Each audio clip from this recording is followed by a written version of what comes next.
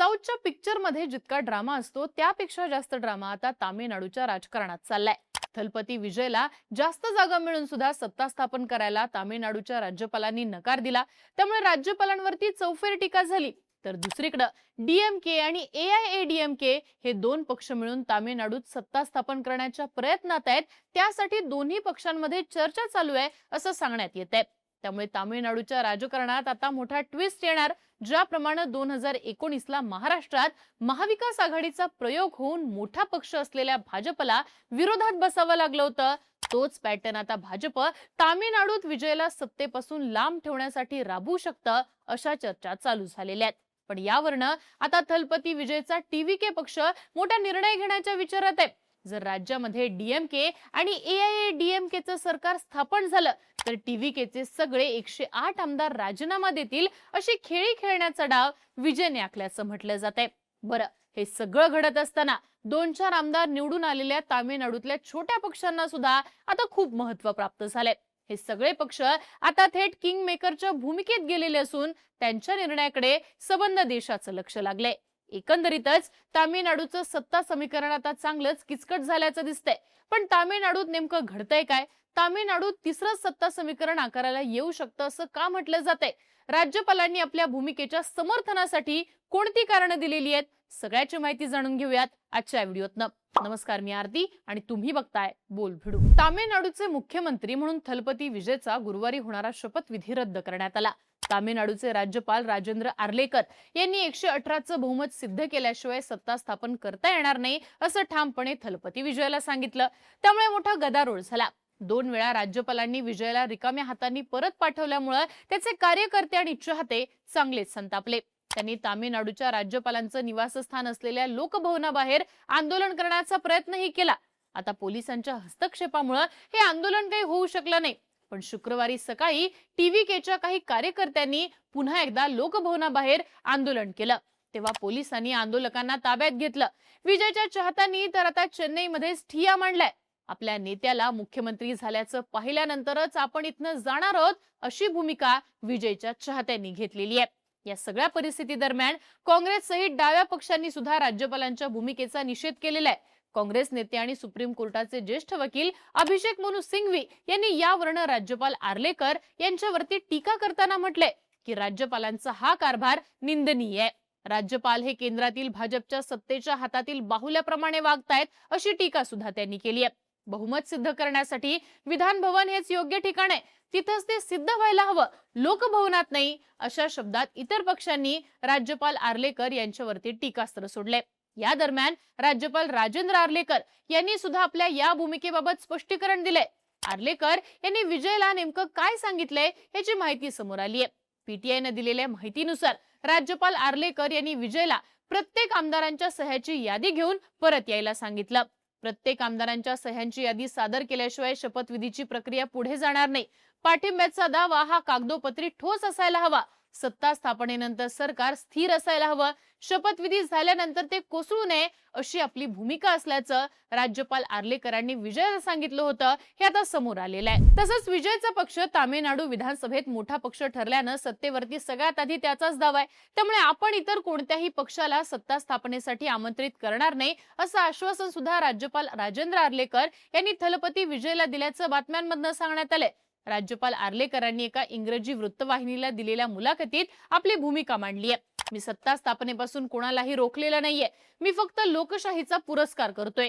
कोणत्या पक्षाकडे कितीही आमदार असू दे, मला तामिळनाडूत फक्त बहुमत हवंय।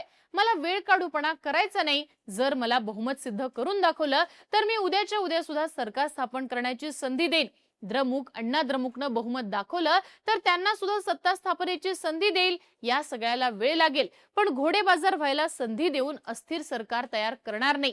विजयकडे 118 आमदार नाहीत, मग शपथ घेतल्यानंतर तो राजकीय घोडेबाजार करणार नाही कशावरून असा सवाल देखील राज्यपाल आर्लेकरांनी उपस्थित केलाय। आता यावेळी एसआर बोमई केसमधील सुप्रीम कोर्टाच्या निर्णयावर सुद्धा आर्लेकरांनी भाष्य केलंय। बहुमत हे विधान भवनातच सिद्ध व्हायला हवं असं जजमेंट सुप्रीम कोर्टाकडनं बोमई केसमध्ये देण्यात आलं होतं। यावर बोलताना राज्यपाल आर्लेकर म्हणाले, सुप्रीम कोर्टाचा निकाल मला मान्यच आहे, पण तो निकाल वेगळ्या प्रकरणात होता। तिथं नवीन सरकार स्थापन करण्याचा विषय नव्हता, इथं प्रश्न नवीन सरकार स्थापन करण्याचा आहे। बहुमत विधानसभेतच सिद्ध व्हावं हे मला मान्यच आहे. मी विजयच्या 118 आमदारांना बोलून त्यांचं हेड काउंट घेत नाहीये. त्याच्याशी मला घेणं देणं नाहीये. सरकार स्थापन करण्यासाठी बहुमत आहे की नाही एवढंच मला तपासायचंय, असं राज्यपाल राजेंद्र आर्लेकर यांनी स्पष्ट केलंय. दरम्यान काँग्रेसच्या 5 आमदारांनी दिलेल्या पाठिंब्यानंतर विजयचं संख्याबळ हे 113 होत आहे. पण विजय हा 2 ठिकाणांवरनं विधानसभेला निवडून आल्यामुळे त्याला एका जागेचा राजीनामा हा द्यावा लागणार आहे. त्यामुळे विजयच्या पक्षाचं संख्याबळ 112 वर येईल. त्यामुळे 117 किंवा 118 ची मॅजिक फिगर गाठण्यासाठी विजयला अजून 6 ते 7 आमदारांचा पाठिंबा घेणं गरजेचं आहे. त्यामुळे आता विजयच्या पक्षाकडनं डीएमकेचे मित्र पक्ष असलेल्या सीपीआय, सीपीआयएम आणि व्हीसीके या पक्षासोबतच आययूएमएल या पक्षांची मनधरणी करण्यासाठी प्रयत्न सुरू केले जात आहेत. दरम्यान आययूएमएल पक्षानं आपण डीएमके सोबतच कायम राहणार असल्याचं स्पष्टपणे सांगितलंय. पक्षाचे राष्ट्रीय अध्यक्ष के.एम. खादर मोहिदीन यांनी याबाबत बोलताना सांगितलंय की डीएमके सोबत आमची आघाडी ही काही फक्त निवडणुकीपुरती नाहीये, तर ती वैचारिक आघाडी आहे. माजी मुख्यमंत्री अण्णादुराई यांच्या काळापासून आम्ही डीएमके सोबत आहोत.